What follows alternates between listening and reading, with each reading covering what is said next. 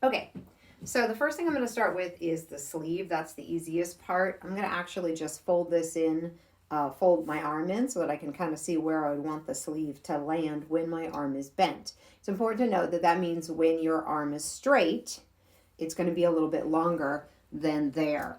But it will be, if you mark it with your arm straight and then bring it up, you're going to end up with it being too short. So I'm going to mark it right here, which is for me where I happen to like my sleeves. It's right at, I like my sleeve to hit right around here on my hand. Some people like it a little longer. Some people like it a little shorter. Honestly, there is no rule that's correct. But as you can see, here's where the pin is. When my arm is longer, it just comes down just a little bit farther. I don't know if you can see that. It's actually just past the pad of my hand before. It was like a little bit before. Not a lot, but just enough that I can mark it. Assuming that you are a normal human being, it should be the same on both sides. So all I'm going to do is put that one pin there, and we're good with sleeves. The bottom hem of the dress is a little trickier. And I'm going to try and step back, so hopefully you can see all of this. Nope, we're going to move the camera again. Okay, so the way I'm going to do this is kind of in phases. The first thing I'm going to do is I'm going to take a straight pin, and I'm going to mark right someplace around my hip that I know that I can find again. For me, I'm going to do it right at the crease of my hip, so I can stand up straight and just put a pin there on, and you want to make sure that they are the same on both sides. And I'm sorry that I'm talking with muffled because I have pins in my mouth, but you can tell that if you have good, don't look at it, but just put your finger on top of the pin that you've just placed and your other finger on the other side, and think to yourself, is that pressing on the same part of my body? And then put another pin on both sides, and they should be at about the same spot. Now the reason I'm doing this is because I'm not going to bend over. And when I bend over, if I went ahead and just marked the next place, then obviously the dress will have fallen down and will have adjusted. But this time, now that I have this here, I'm going to go ahead, I want to mark another pin at my knee, and before I mark it, I'm actually going to move and make sure that these two pins that I've placed are still in the same place that they were before, so that there's no wrinkles or anything else in the fabric that's going to end up being the same. I'm then going to stand up, and this is where a mirror or something is helpful, is you can look and say, yeah, those look to be about the same place. Now, I don't need these ones in my hips anymore. I'm going to use them someplace else, except if you happen to drop it. So what I'm going to do is I'm going to bend over, and I'm going to do the same thing I did before with my knee. So I actually had placed two pins at my knees. I want to make sure they're in the same spot. And then I'm going to go down, and I'm going to go, hey, where do I want this hem of this dress? Do I want it longer than where it's hitting, shorter than where it's hitting?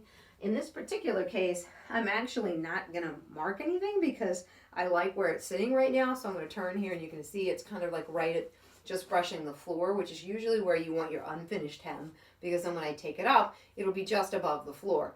But if for some reason, for example, I wanted this to be shorter, maybe I wanted to, one of the ways that you can wear this tunic dress is actually have one that's a little shorter over top of one that's longer, and maybe I wanted to put a shorter one and I want it to be about here, then again, by holding the pin here at the knee and making sure it stays the same, I can put another pin here and another pin here to be able to know where the end of that hem is.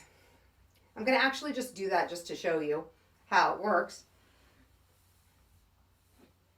But again, I want to make sure that these two pins are where I placed them before, and that these pins are at the same location on each leg, just by holding it on top.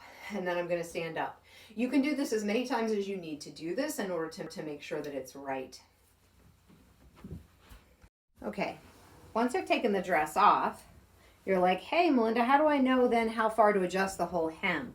I'm actually going to move the camera so that you can see this, hopefully. Measure, and the reason I have two, and if you're really not sure, you could do 3 or 4 pins, whatever it is that makes you feel comfortable. I'm going to actually just take a measurement from where the pin sits to the edge, and that's 9 inches.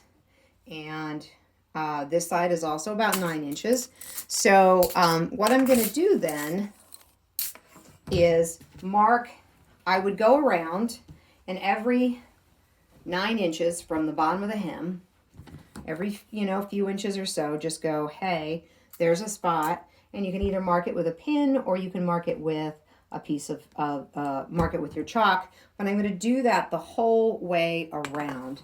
What happens then is, because one of the things that I think I pointed out earlier when we were sewing the gores in, is because of the magic of bias and the way medieval patterning works, this actually ends up, and it's really hard to see, I'm so sorry. See how this side, when I hold it out flat, is actually shorter than the bottom. That's the way a normal hem is. As you can imagine, as the dress comes down over your front or over your bootay, it needs a little bit longer fabric in order to reach the same distance visually on the ground. But on the sides, it doesn't have as many curves to go over for most people. And so therefore, the way this is set up is you already have a perfect hem here at the bottom. All you need to do is change that. Again, in this particular example, I wanted to make sort of a mid-calf length tunic, is change that the whole way around. And you would do that if you just wanted to take an inch off, or if you wanted to take 10 inches off. If you have a friend with you, then you can actually stand there, and your friend can actually sit there with your measuring stick on the ground. And it doesn't have to be a measuring stick. It can be any object that is the same length. So it could be a piece of 8.5 by 11 sheet of paper. It could be a book. It could be any object which you could then, your friend could go, okay, here it is from the ground while you're wearing the dress, and do the same thing. Go all the way around and mark the hem that way. Once you've marked your hem and cut it then on that line, again, double checking that several times, the next thing you're going to do is create your actual hem. I do have an article on lots of different types of hems that exist, but what I'm going to really just do is I'm going to fold this under the edge here once, press it the whole way around, then I'm going to fold it under again twice and press it all the way around. So I've gone ahead and done the first step here. So as you can see, I have ironed it over. Really, it doesn't need to be a lot. In this case, it's about a 1/2 inch that I've ironed under. It can be more, it can be less, just depending upon remembering how much hem that you want. It's also going to kind of curve around. If you have a spot like right here where just when I sewed it, I didn't line up the body and the triangle exactly, you can see all I did is made sure that this bottom edge is even the whole way around. Okay, I've gone ahead and ironed the bottom, and you can see that it's folded over twice. And what you're going to do is this is now your hem. So you're going to sew it right along this interior edge right here, or I'm going to actually use what's called a blind hemming foot. There are lots of really great tutorial videos on the internet, but it ends up making it look like you've sewn this big hem by hand, and you've actually done it on the machine. It's really what most of your clothes have been sewn with, or your dresses. So you can go ahead and look that up if you want to see what that looks like, and I highly recommend learning how to use the feet that came with your machine. Even if it's your grandmother's one that you found in your closet, odds are pretty good there's probably a blind hemming foot in there, and you can use it. But again, you can also just sew straight, just like you did on the edge stitching, the whole way around, and it'll look just fine and look really nice and neat. Now I'm going to show you how to do the sleeves. I know this is a little intimidating because I'm going to ask you to cut the fabric again. Right here is my pin where I marked it on where I wanted it to be. I've actually taken the whole dress, as you can see here, folded it in half very carefully so that these now match. And I'm going to go ahead, and I want the finished hem to be where I marked that pin at. So what I want to do is I want to give myself an inch. So I want to actually mark this 1 inch past that hem or that mark, so that when I fold this over for my hem, this will now be the correct length for the sleeve. And you'll notice that it's just, I'm going to actually just cut it straight across the bottom, or sorry, the end of the sleeve right there. You can cut this by hand, or in the case, I have the roller cutter, which I prefer to use just because it's faster. But if you don't have it, you can also use your scissors to cut across the bottom there for your sleeve. Because I'm cutting multiple layers, it didn't go through really nice, but it will here in a second. Okay. Now, as you can see, I have my sleeves cut. They are both cut the same because I so carefully folded it. And I'm going to do the same thing. Right now, I actually have my dress right side out. I'm going to actually pull this sleeve through so that it is wrong side out. And I'm going to do the same thing that I did with the bottom. I'm going to go ahead and fold it over twice. I'm going to fold it over once, just again, a small amount, just like that. Press it, then fold it and press it again.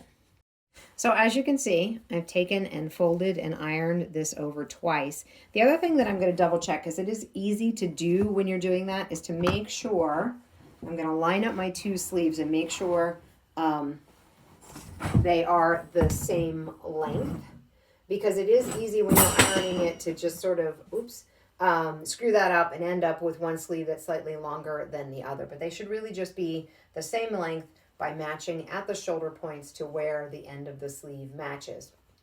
And in this case, both of them are the same.